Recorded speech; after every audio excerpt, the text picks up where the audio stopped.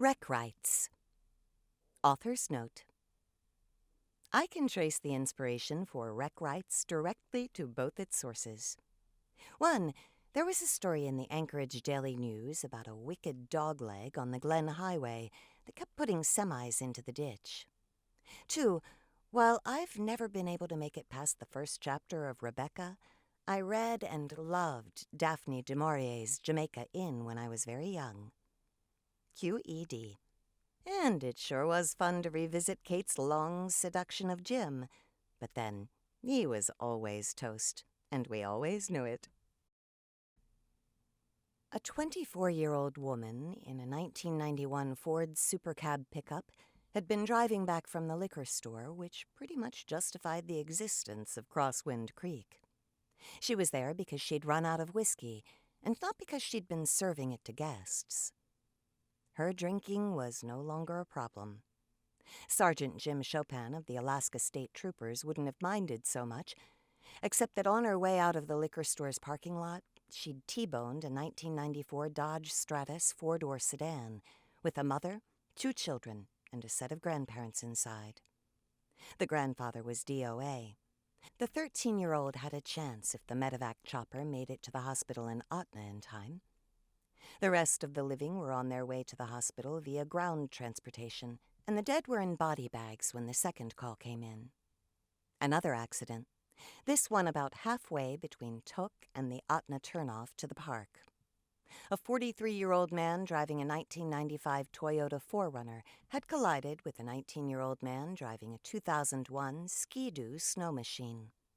The snow machine driver had been on his way to visit his girlfriend in Glen Allen, and from the tracks at the scene had been operating his vehicle along the side of the road as he was supposed to, until he came to the Eagle Creek Bridge. Eagle Creek was narrow and deep and fast and never froze up enough in winter to take the weight of his snow machine, so the driver had come up off the trail next to the road to use the bridge. Demonstrating a totally ungenerational care for his hearing, he'd been wearing earplugs, which was probably why he'd missed the sound of the oncoming pickup, which, again, according to the tracks, had seen the snow machine only at the last minute, when it had been too late to swerve and there wasn't any room to swerve anyway. The weather hadn't helped. A day of wet snow followed by a night of freezing rain, resulting in a road surface suitable only for hockey pucks. The 4Runner driver was dead drunk, with 3 prior DWIs to his credit, not to mention a suspended license. The snow machiner was just dead. Jim had barely contained that scene when a third call came in, this one from just south of the park turnoff. Kenny Hazen, Otna's police chief, was already there when Jim's Blazer slipped and slid to a stop. Hazen, a big square man, hard of eye and deliberate of speech, met Jim halfway, ice crunching beneath the grippers pulled over his boots. The Ford Escort was making a left on the Glen when the asshole in the Chevy pickup T-boned her. Near as I can figure, he was doing about 95. And you know that curve. There's that hill and you can't see a damn thing around it, especially on a winter night. Jim knew the curve. Alcohol involved? Smells like it. Jim sighed. My night for drunks and pickups. Every night's a night for drunks and pickups, Hazen said. The woman driving the Ford Escort is dead, so's the 11-year-old riding in the back of her. The teenager riding next to her has at least a broken arm. The baby was in a car seat in the back, for a miracle buckled incorrectly. It seems okay. The pickup driver's stuck. Can't get either door open. The fire truck and the ambulance are coming from Otna. The rest of what he had been about to say was drowned out by the sound of shrieking brakes and skidding chains coming at them fast from up the hill and around the curve. Jim didn't wait. He dove for the ditch. And he'd barely hit snow when Hazen's massive figure hurtled over him and landed 2 feet west with a solid thud and a grunt. Jim had maybe a second to admire Hazen's 10.0 form before the semi, currently screeching sideways down the hill, slammed into the snow berm above their heads. For another very long second, it seemed as if the berm would hold, but no. The double trailer, already jackknifing, broke apart. The rear trailer rolled right over the berm and the tops of their heads. the ditch providing the minimum required amount of shelter. It rolled downhill twice more until a grove of pines slammed it to a halt. Its sides tore like paper, and pallets broke open, and cases of canned goods went everywhere. A box of mandarin oranges nearly braining Jim when he stuck his head up to take a look. The front trailer teetered on the edge of the road about 50 feet down the hill from where the rear one went over. Jim thought it might have had a chance if the snow berm had been higher. As it was, inertia and momentum took charge, and over it went, rolling at least half a dozen times, the doors bursting open and more pallets breaking apart, and more boxes flying everywhere to explode upon impact. Cans of soup and green beans and tomato paste, bags of pasta and popcorn and potato chips, sacks of rice and sugar and flour, 6-packs of juice and pop, bottles of vanilla and soy sauce and red wine vinegar, boxes of Ziploc bags and equal, packages of toilet paper and paper towels. It all tumbled down in a runaway landslide of commercial goods.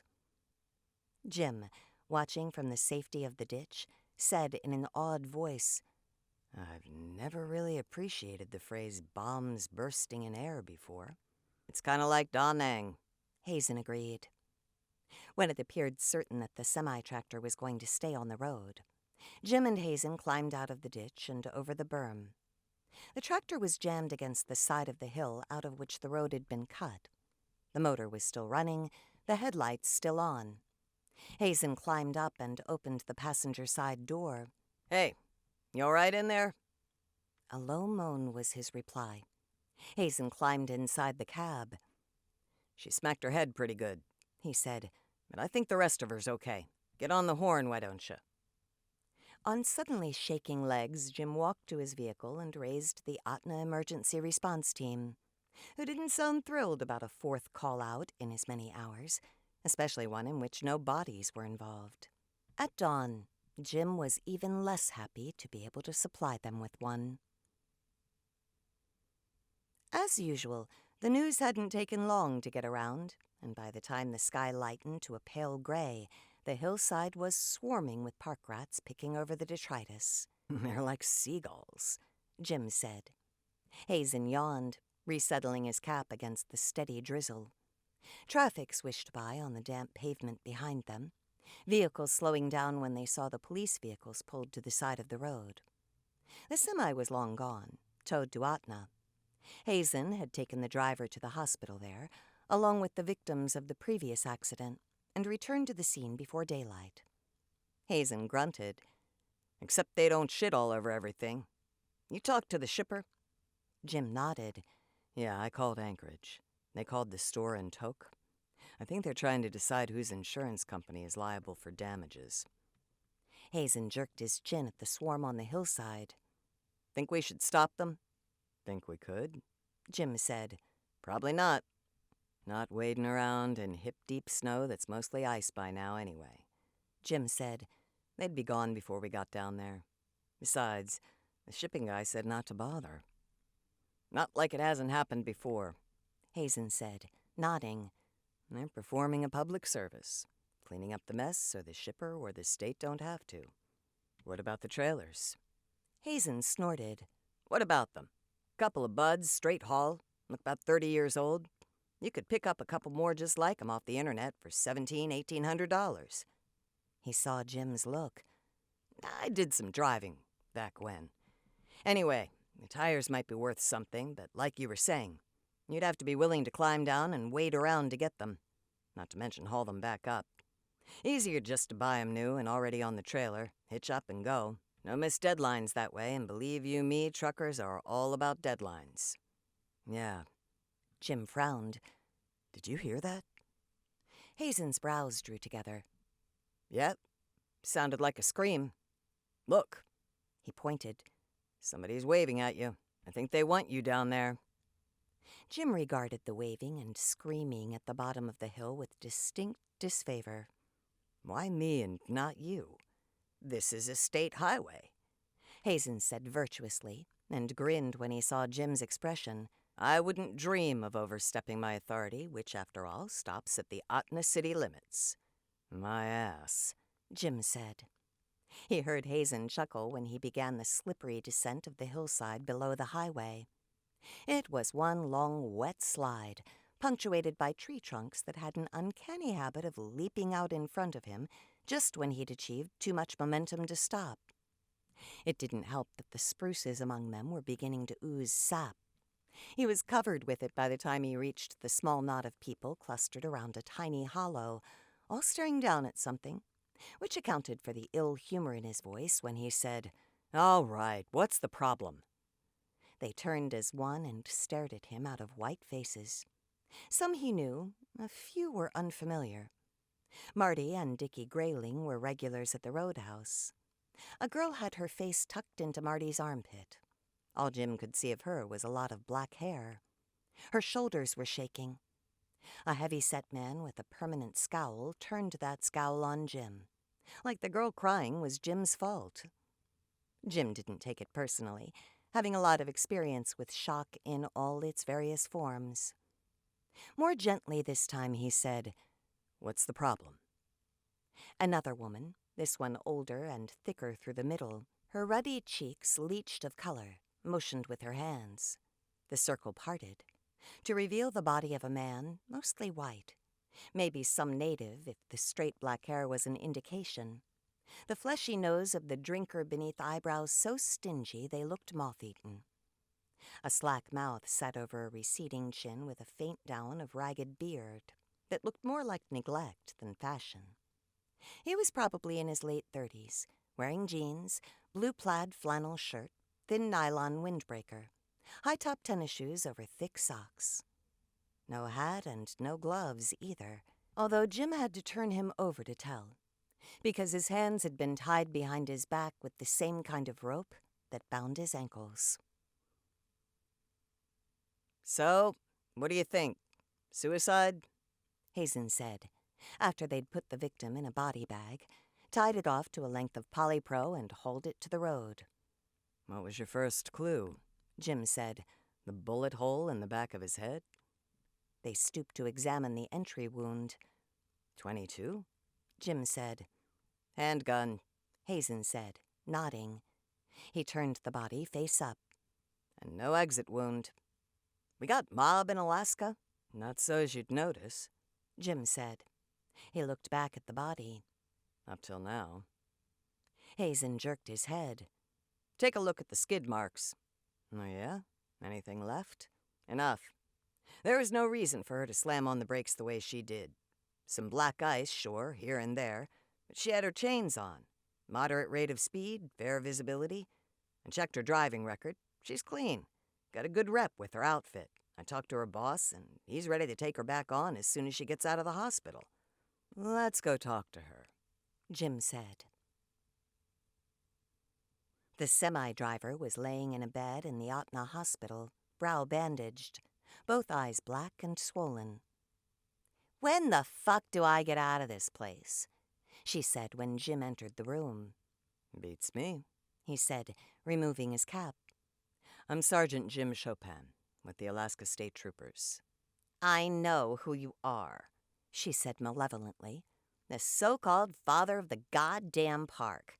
I want my goddamn pants." Hazen nudged him in the back and said in a stage whisper, "That's got to be the first time you've heard a woman say that." Jim moved into the room. "If I find your pants, will you answer some questions?" She glowered at him.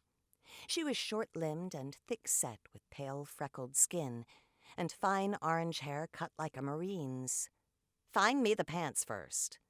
There were the usual objections from the hospital staff, but in the end the nurse wilted beneath one of Jim's lethal smiles and produced the clothes. Black jeans and a navy blue sweatshirt advertising Hulk Hogan and the WWF. Nobody had washed them, and the dried blood did not add to the semi-driver's manifest charms. They turned their backs without being asked as she dressed. When they turned back, she said, "Got a smoke?" Hazen produced a pack of unfiltered Camels, and she lit one and expelled smoke with a voluptuous sigh. Her name was Bertha O'Shaughnessy. "Call me Bert," she said, the flame eating halfway down the cigarette on the next inhale. Okay, Bert, Jim said. Why'd you hit the brakes? She narrowed her eyes against the smoke. So I wouldn't hit her. Hit who? What do you mean, who? A woman ran out in front of the tractor. I hit the brakes so I wouldn't hit her. She looked from Jim to Hazen. What? You haven't talked to her? This is the first we've heard of her, Bert, Jim said. Bert stiffened. She was like inches off the goddamn front bumper. I hit the brakes and jacked the wheel around. There's no shoulder on that son of a bitch in Hill, or I might have saved the cargo. She saw their expressions and her voice rose. There fucking was a fucking woman, goddammit! What did she look like? Jim said. Bert shrugged. Shit. Who could tell at that speed? She sucked in smoke. Skinny, dark clothes. Well, I didn't see her until the last minute. You sure it was a woman? Long hair flying out behind her like a goddamn kite. Don't know many men with hair that long. Bert shook her head. She was a woman. She moved like one. Did you hit her? No, goddammit, I didn't hit her. I put the cargo over the side of that fucking hill so I wouldn't hit her. Would you recognize her if you saw her again? She shook her head. It was too dark and everything happened too fast. The cigarette burned down to the end. Bert tossed the butt on the floor and ground it out beneath her heel. She looked at Hazen and tapped 2 fingers against her mouth. Hazen tossed her the pack and the matches. Keep them, he said. Thanks. Bert lit up again. The fingernails of her stubby hands were stained yellow. She walked to the door and they parted so she could get to it. Halfway through, she paused. Funny thing. What? She didn't look scared. You didn't see her long enough to recognize her again, Hazen said, but you saw her long enough to see she didn't look scared? Bert frowned, not rising to the bait. She didn't move scared, I guess is what I mean. Something sort of, I don't know, deliberate, when she showed up in the headlights. She stuck the cigarette in her mouth and dropped her arms to her sides, bending her elbows in right angles and clenching her hands into fists. Like she was in a goddamn race instead of getting the hell out of my way. She shook her head, ash dropping off the end of the cigarette clamped in a corner of her mouth. Crazy fucking story. I don't believe it myself. Probably losing it. Thanks for the smokes. He heard her footsteps long before she appeared, and his mouth went dry. His breath shortened, and his heart might even have skipped a beat. Was that any way for a grown trooper to act? Thank God Hazen was back in his office making some calls. It certainly wasn't any way for a grown trooper to be observed to be behaving by a fellow law enforcement professional. The door swung inward, and there she was, all 5 feet nothing of her. A short, sleek cap of hair as black as night framed a face with tilted hazel eyes, high flat cheekbones, and a full, firm mouth. She wore a dark green parka with a wolf ruff around the hood, open over a white t-shirt and a navy blue fleece vest, and faded blue jeans tucked into sorrels. She had to be the only woman alive capable of looking sexy in a morgue. Somehow the scar that bisected the otherwise smooth, golden skin of her throat literally from ear to ear, faded from its original ugly red gash to today's thin white rope, only added to the effect. There was a scrabble of toenails on linoleum, and a gray furry torpedo launched itself at him. Okay, Mutt, he said, fending off the attentions of the 140-pound half-husky, half-wolf. A long pink tongue got in several swipes before she was satisfied and dropped back down to all fours. Her big yellow eyes were filled with love, and her tail was wagging hard. He looked up and swallowed, trying to work up some saliva. Kate, he said, and hoped it didn't sound like the croak he was sure it did. She gave a short nod. Jim. Her voice was a low husk of sound, the effect of the scar. She nodded at the body beneath the sheet. That him? He took a deep and he hoped unobtrusive breath. That's him. She walked to the table. He followed, coming to stand opposite her. He raised his hand to lift the sheet and paused. She met his eyes. "It's all right," she said. "Go ahead." He raised the sheet. She didn't flinch. She did sigh and shake her head. Mutt curled her lip and went to sit down next to the door, her back pointedly to them.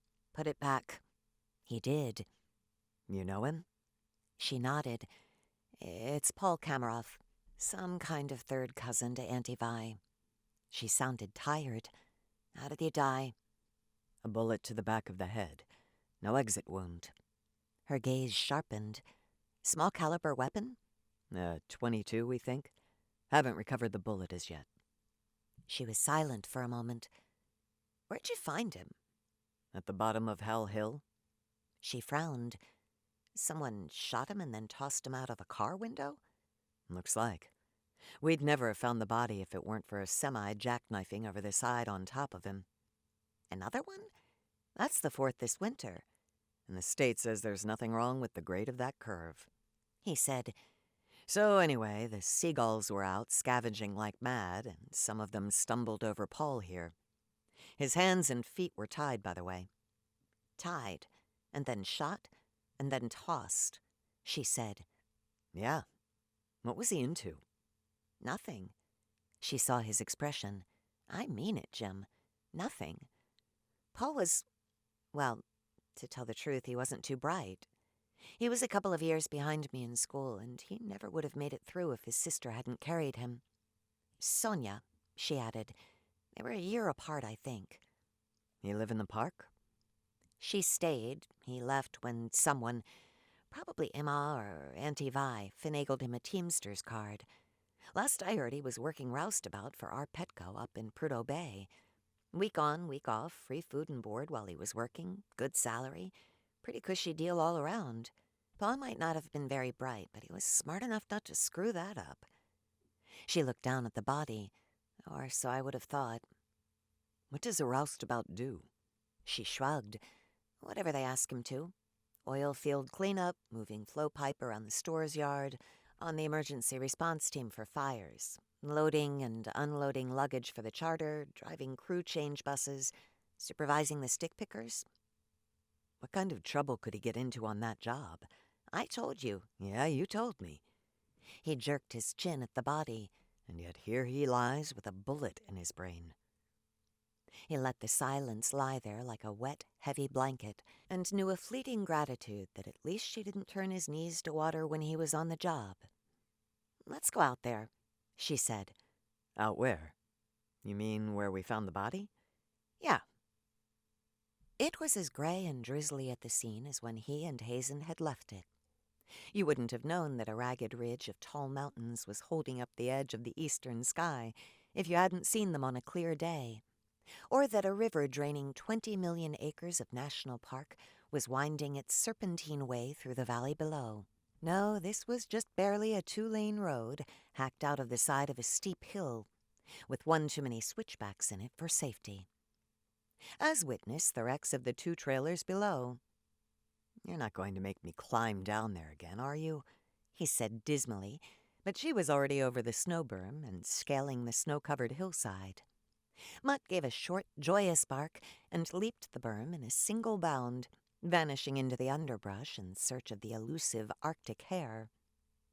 Sighing heavily, Jim followed less gracefully, grabbing for bushes and tree limbs to slow his descent. He reached the bottom of the ravine just as she was climbing inside the remains of one of the trailers. "Kate!" he said sharply. "Wait, don't go in there.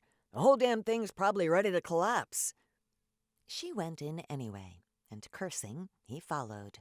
"For Christ's sake," he said, picking a gingerly path through twisted boards and splintered pallets.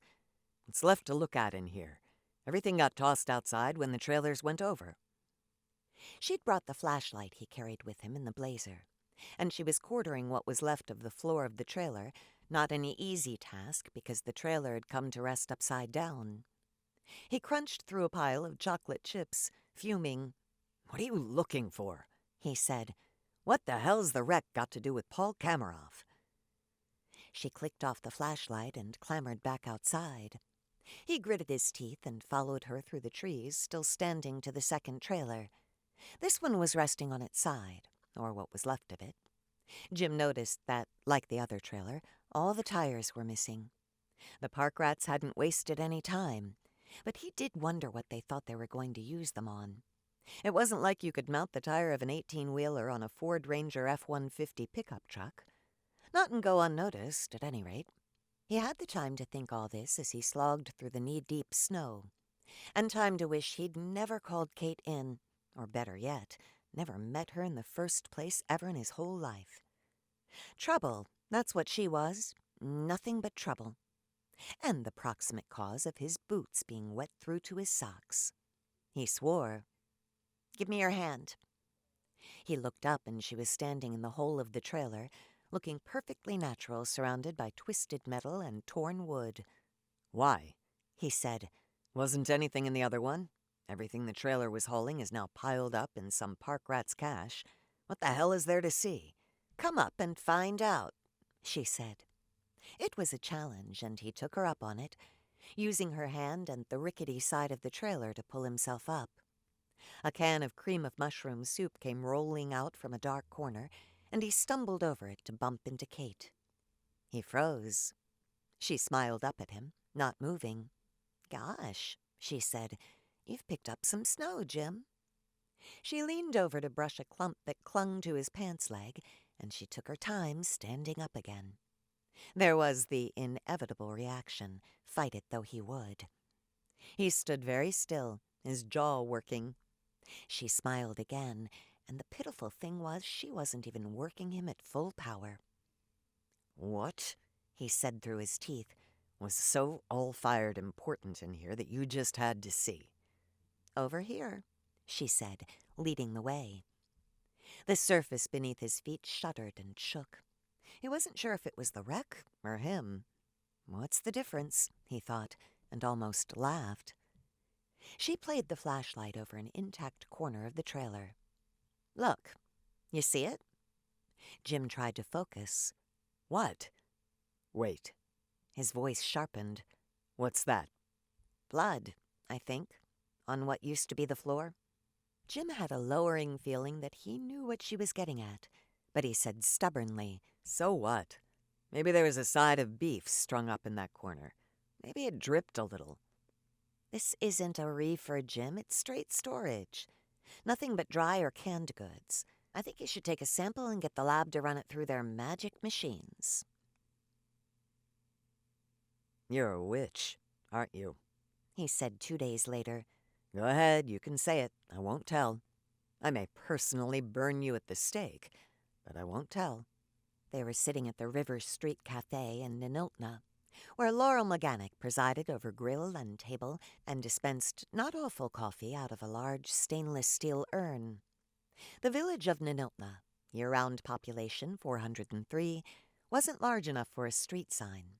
But the Niniltna Native Association Board of Directors, which had been persuaded to front the money for the cafe against their better judgment, didn't want to be publicly coupled to the business. The Kanuyak River was about 20 feet from the front door, and there was a kind of game trail that ran between the two, and that was enough for Laurel. Whose blood was it? Mutt sat between them, pressed up against Jim's leg, looking back and forth between her two beloveds. Jim gave her ears an absent-minded scratch. It was Paul's, Jim replied.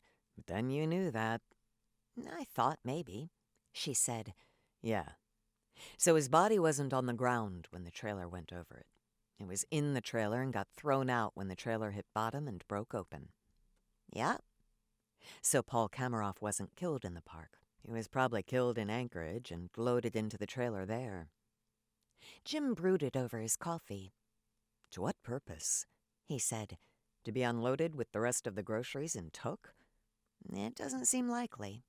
No. Jim sat back and looked at her, and there was no trace either of seduction or of a susceptibility to seduction in his steady gaze. You want to tell me what the hell's going on? Laurel Mechanic swished by with the coffee pot and a bright smile. "You sure you folks don't want something to eat? I make a mean asparagus omelet." Jim had a hard time controlling his expression. Thank you. No. Kate didn't bother hiding her grin. "What?" Laurel said. "He hates asparagus," Kate said.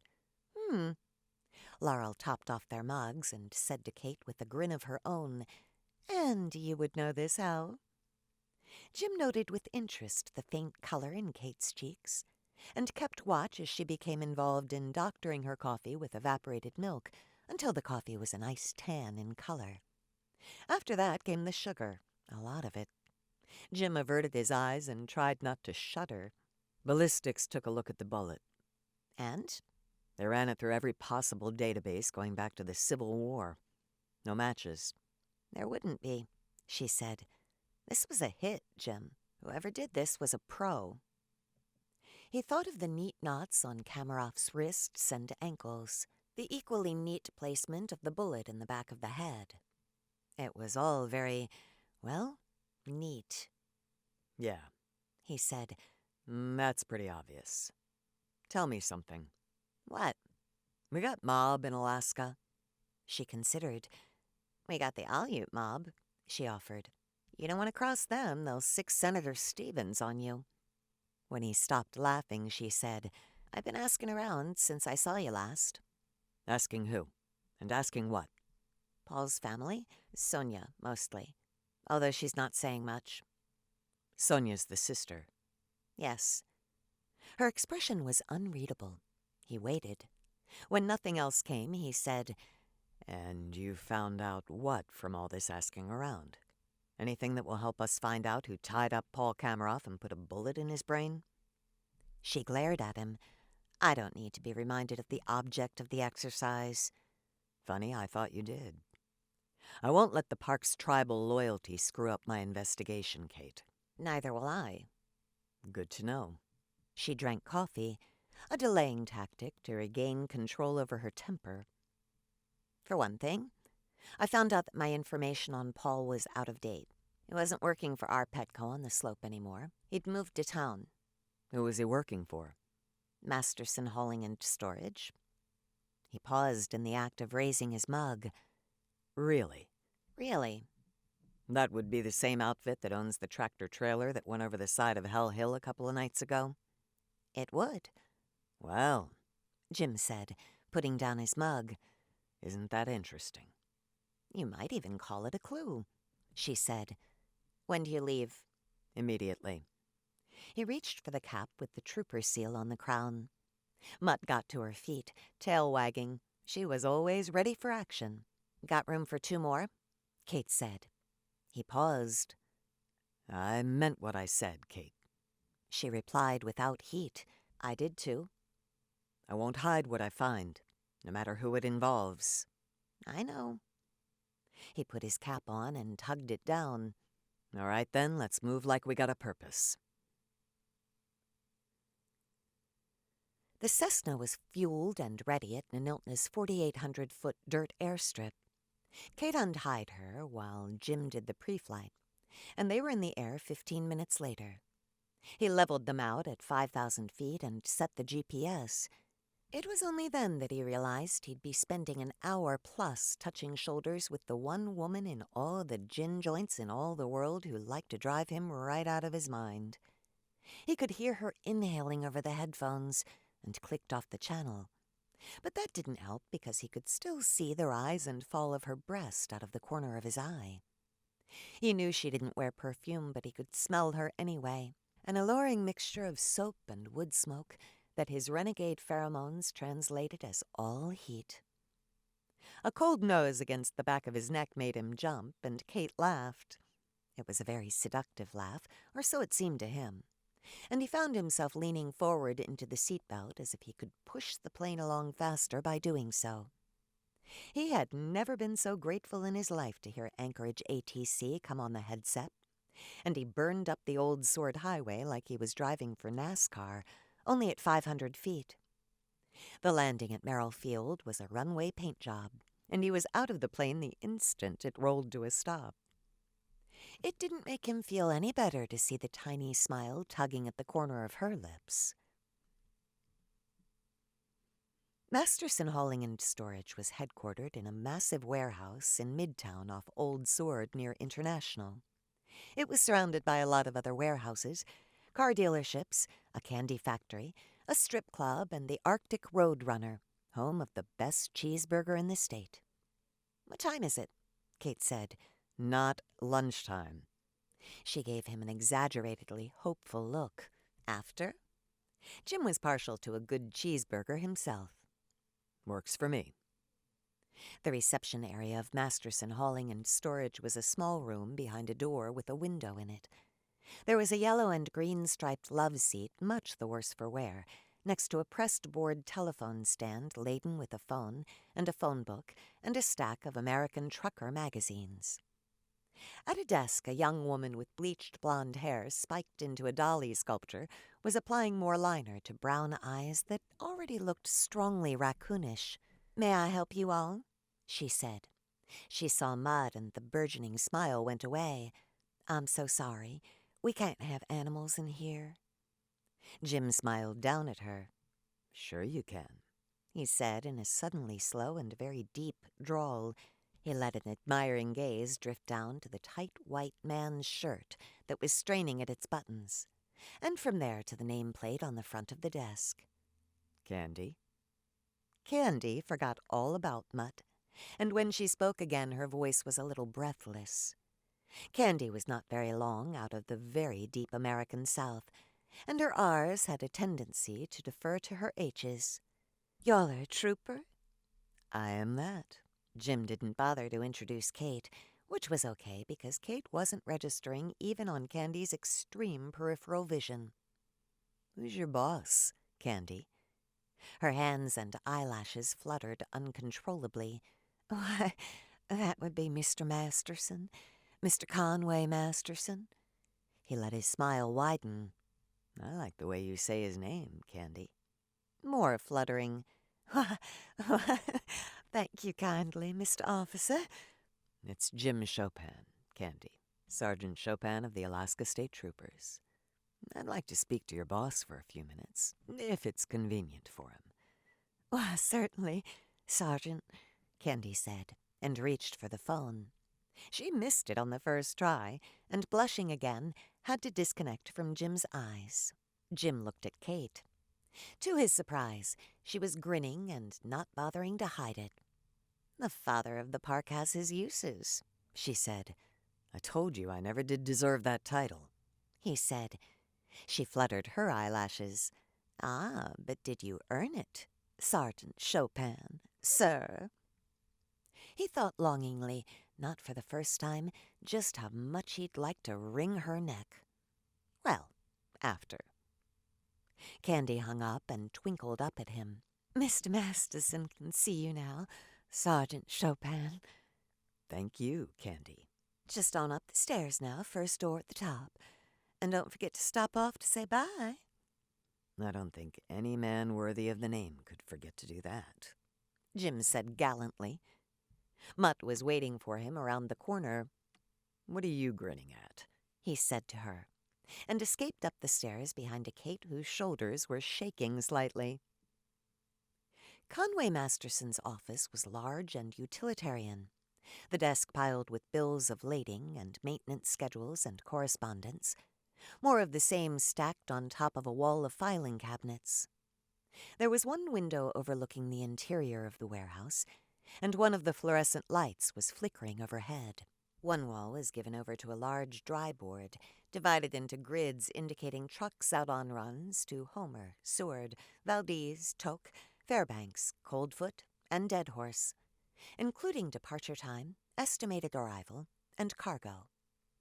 A radio was playing country western music, which didn't add to the ambiance, and Masterson himself was talking on the phone as they stood in the doorway.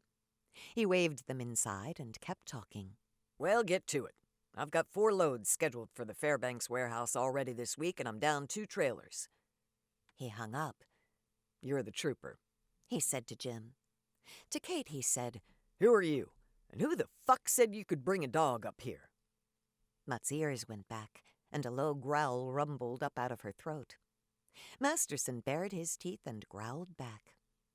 Kate put a hand on Mutt's shoulder before things got out of hand. Mutt stopped growling, but she didn't sit down. and she didn't take her eyes off Masterson. Kate Shugak, Jim said. She's working the case with me. What case? The murder of one of your employees. Jim said bluntly. Paul Kameroff? Conway Masterson was about 50, with a bulbous, veiny nose barely separating small dark eyes, red fleshy lips, and a stubborn chin that looked days past his last shave. His comb-over extended from just above his left ear to being tucked behind his right ear. He wore a rumpled navy blue suit off the rack from J.C. Penney, an unknotted red tie featuring a Vargas girl, and a white shirt with the third button down sewn on with brown thread. His eyes met Jim's without a trace of awareness, but he took a little too long to answer for Jim's taste. Paul Kameroff? Who the hell's he? He used to drive for you, Jim said. His body was found in the wreckage of that semi your driver put over the side of the Glen Highway 3-4 days back. Masterson's eyes narrowed. Bert's rig? Bertha O'Shaughnessy, yes. It's that fucking hill. What do my guys call it? Hell Hill. That's it. It's the worst stretch of that fucking road. We put I don't know how many goddamn rigs over the side there. It's so fucking steep we can't recover any of our cargo, and half the time the tractors go over the side with the goddamn trailers. Bert was feeling lucky. It's getting so I can't afford insurance on that fucking run. What the hell am I supposed to do? Run everything up the goddamn parks through fucking Fairbanks? What can you tell me about Paul Kameroff? Jim said. Again, a slight hesitation, barely noticeable. I run a lot of trucks and a lot of cargo out of this warehouse. I don't know the name of every last fucking employee. He reached for the phone. Candy, we got an employee named Paul Kaminsky. Kameroff? Jim said. Whatever.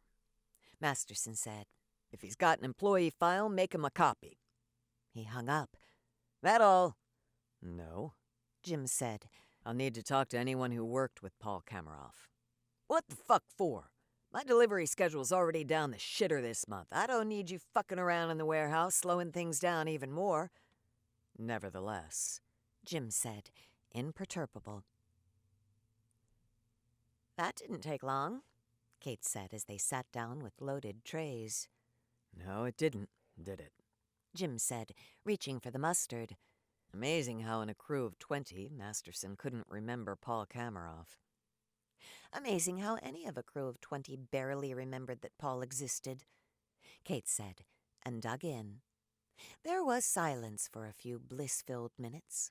Murder was a serious subject, but a good cheeseburger deserved attention and respect. Jim grabbed a handful of napkins to clean the juice that had run down his hands. Going to be hard to prove that anyone in that warehouse had anything to do with Kameroff's death. Next to impossible, I'd say, Kate said. She licked her fingers one by one. He managed to resist the urge to offer to do it for her.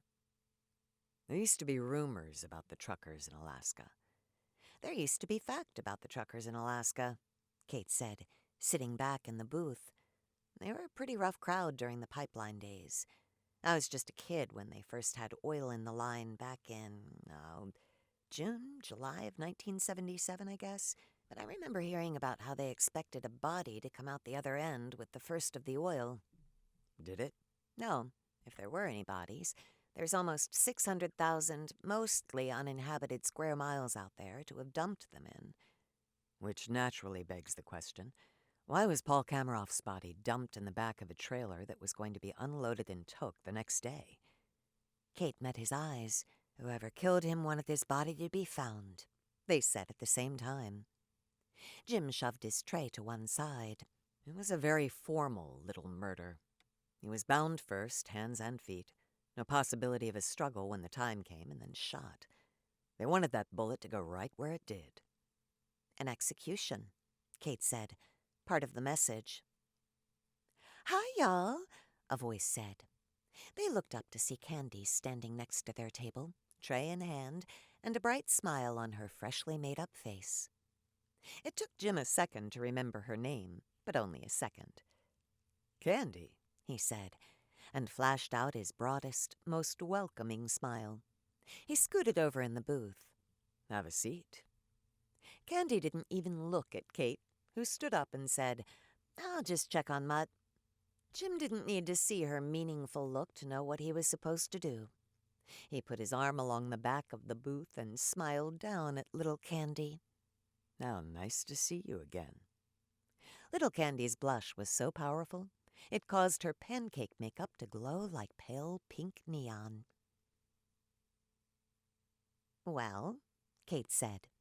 She was sitting in the crew cab she had borrowed from Jeannie, the clerk at Stoddard's Aircraft Parts, and since it was coming up on Jeannie's quitting time, she was getting a little restive.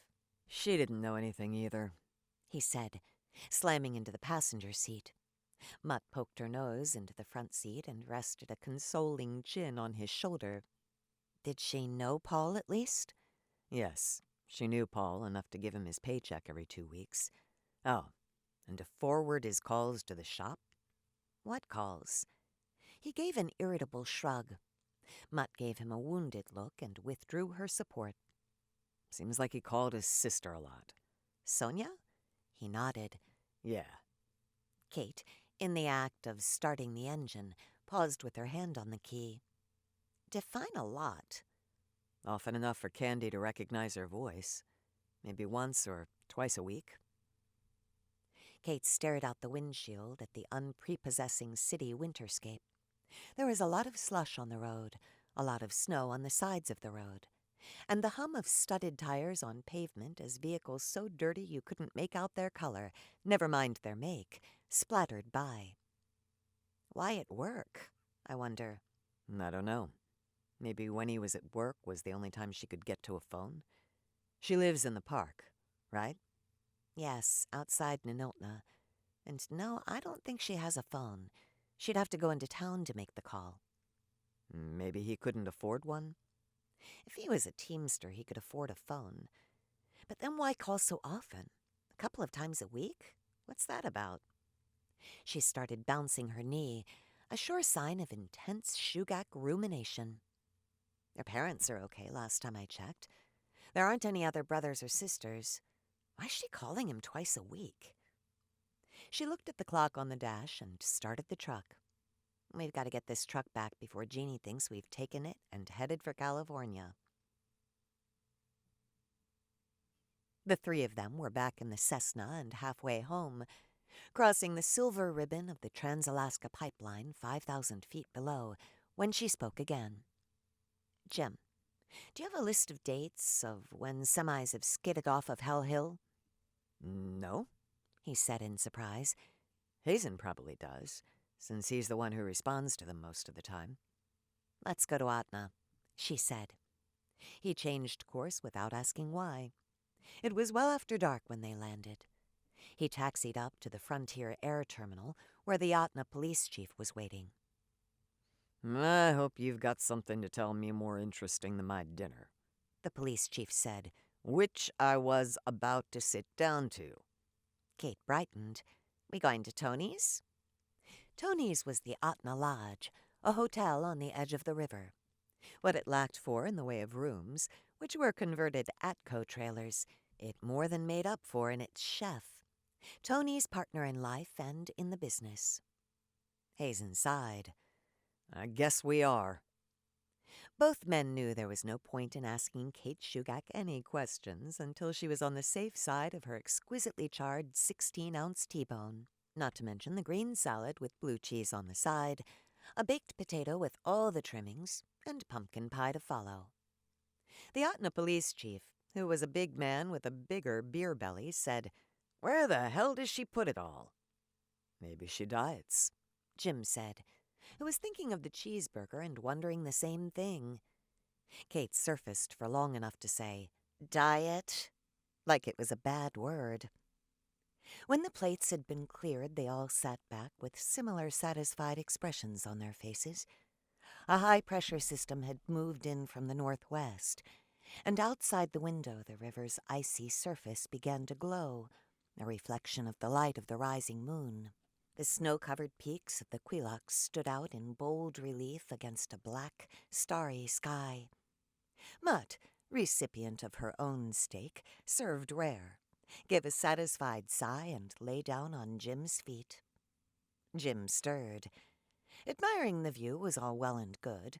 He had been known to pause in his duty on more than one occasion to do so, or why live in Alaska? But a man had been murdered. You have that list? He said to Hazen. Sure, although I'm still waiting to find out why you want it. Hazen handed it across. Jim put it on the table between him and Kate. He was aware with every breath that he took that she was mere inches away from him. It felt like the right side of his body was being cooked over a slow fire. He wondered if she knew. She met his eyes and smiled at him, a rich, almost languid smile. Oh, yeah, she knew. Why did you want this list? Jim said. Her smile widened at the brusque tone of his voice. Like me to get the two of you a room? Hazen said, his voice heavy with sarcasm and, if you listened for it, a trace of envy. Thanks for the offer, Kate said lazily, not taking her eyes from Jim. But we can always get our own. Jim could feel the color rising up into his neck and could do nothing to stop it. He tapped the printout on the table between them. The list, Shugak. She actually pouted. He hadn't known she could do that. But she picked up the piece of paper and studied the columns. Hell Hill's body count is up this year, she said. Yeah, Hazen said. I noticed that too when I was putting the list together. We'll get one, at most two semis jackknifing on that curve in a year. This year there have been 4. What accounts for 4, do you think? Kate said. Weather, maybe? Hazen frowned and shook his head. This winter's been no worse than normal. Maintenance? Hazen shook his head again. As far as I know, it's been business as usual. The guys up at the State Highway Maintenance Station are always griping about their equipment, always wanting the next new John Deere 155 horsepower road grader, but they're all still employed. I imagine the governor knows well enough to leave Pete Hyman's district alone when it comes to budget cuts. Kate handed the list to him. Did you notice anything else on that list of yours? Jim had, but he remained silent. Hazen looked at the printout. Okay, he said after a moment. 3 of the 4 semis were owned by Masterson Hauling and Storage. You don't have the cargo on the list. Hazen stared at her. Probably groceries for the AC store and Toke. Not a lot of construction supplies being hauled up the highway in the winter. Okay, Kate, what's going on? The waiter brought them coffee all around, with a small aluminum pitcher of half and half just for Kate. She rewarded him with a warm smile, and he turned away and ran into a customer sitting at the next table who knocked over his wine glass. When the resulting disturbance died down, Kate said, Have you guys ever heard of wreckers? Wreckers? Jim looked at Hazen. They both shrugged. Guess not. Who or what is a wrecker? Wrecking, as it was defined in England, particularly on the coast of Cornwall, was the deliberate luring of a cargo-laden ship onto an offshore reef, usually by means of false signal lights, or by extinguishing the lights of lighthouses built to warn ships away from dangerous waters. The ship would run aground, break apart, and the cargo would float to shore where the wreckers were standing by to pick it up. Hazen looked at her. Where the hell do you get this stuff? She shrugged. I read a lot. Jim, unheeding, was thinking back to that drizzly morning below the curve coming off of Hell Hill. Are you saying? 1. Paul Kameroff went to work for Masterson Hauling and Storage last fall, leaving a perfectly good job on the North Slope for no good reason. 2.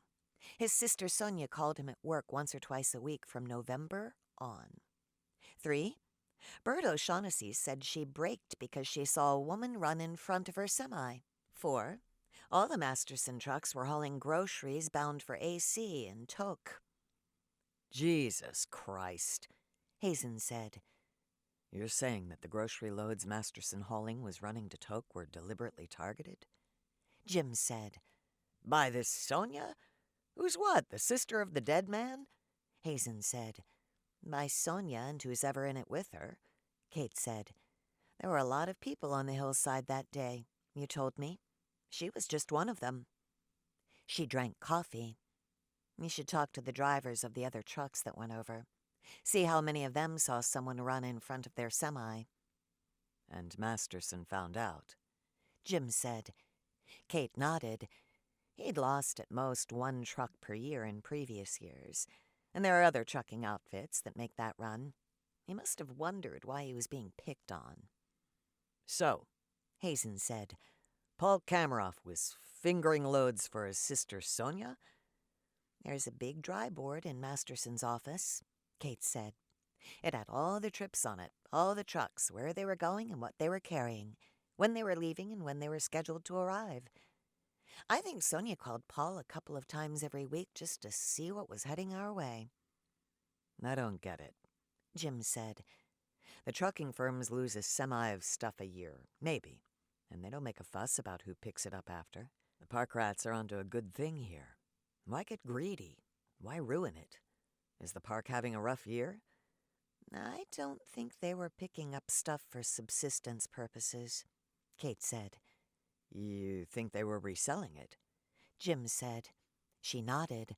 Otherwise, why so many? It was bound to attract notice, which of course it did. There was a brief silence.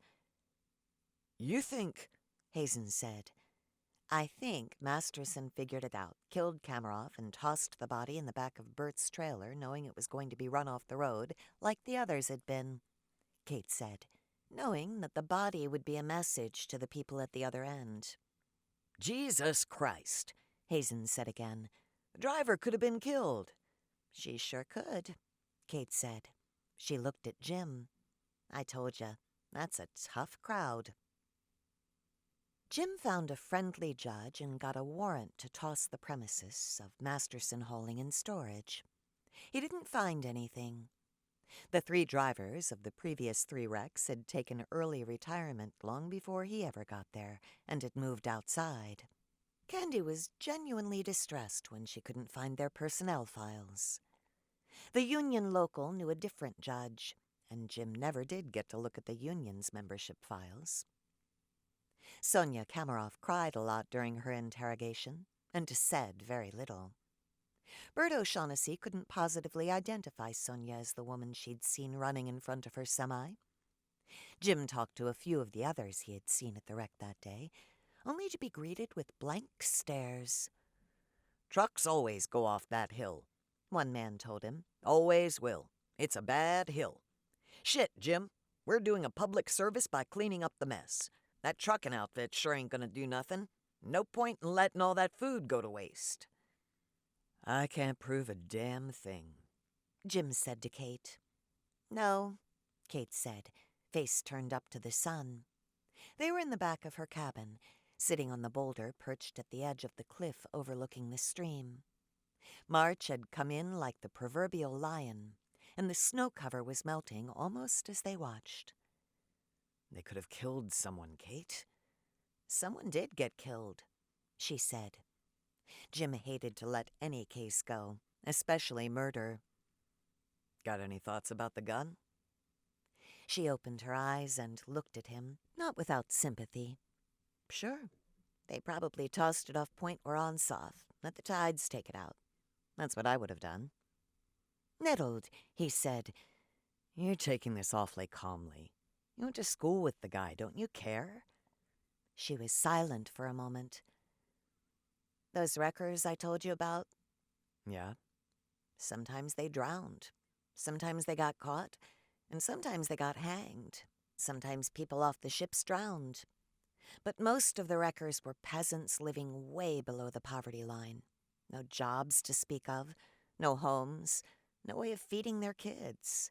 They thought the risk was worth it. He was silenced. Wreck rights, she said after a while. We call it salvage rights now, but it was wreck rights then. If it washes up on shore and you find it, it's yours. And if it falls off the highway and you find it? Then it's yours too, she said. Mutt came back with a ptarmigan and sat down to lunch. The three of them sat in the sun for a while longer, and then Kate went back to her cabin, and Jim went back to town.